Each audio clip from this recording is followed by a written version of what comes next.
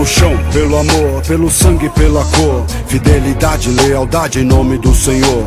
A minha amada, a minha família e ao 9 de julho, que me mostrou a importância de eu estar no bagulho. A gente atira no escuro, não escuta ninguém.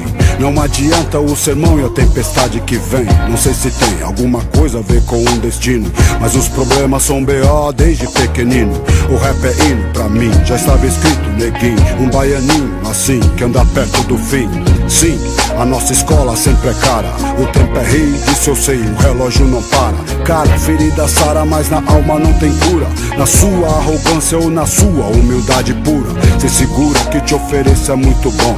É força e poder, Tom. Através do som, eu digo, cada degrau a gente aprende a sofrer. Viver, morrer, sorrir e a chorar. Chorar pelo passado, pagar pelos pecados. Contando cada sombra no seu sonho atormentado. Acorrentado, sei lá, drogado se pá. Enfraquecido, injustiçado, se afogando no mar. Eu tô lá, lado a lado com a fé no coração. Nem que pra isso eu amanheça dormindo no chão, meu irmão. Esse é meu caminho e nele eu vou.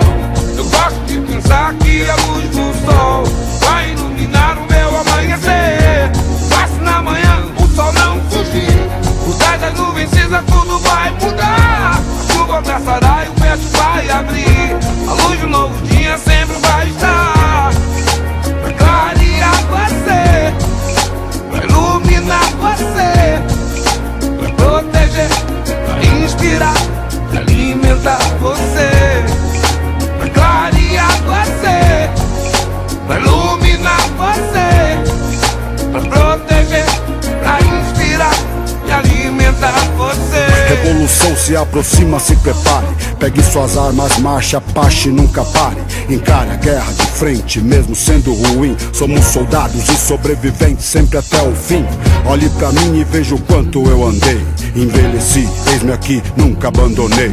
Não quero ser um rei, não quero ser um Zé. Só quero minha moeda e a minha de fé. Axé, comigo na fé. Bandido, o gueto sempre tem na frente o inimigo. A polícia é racista, mais do que ninguém. A favela entre o céu e o inferno. Jerusalém lamenta, aguenta, enfrenta a batalha. Violenta é a vida no fio da navalha.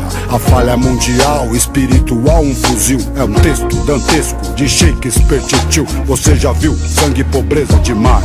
Qual o valor verdadeiro pra se encontrar a paz? Será que é fugir? Será que é se esconder? Ou será que é lutar, trabalhar e depois morrer?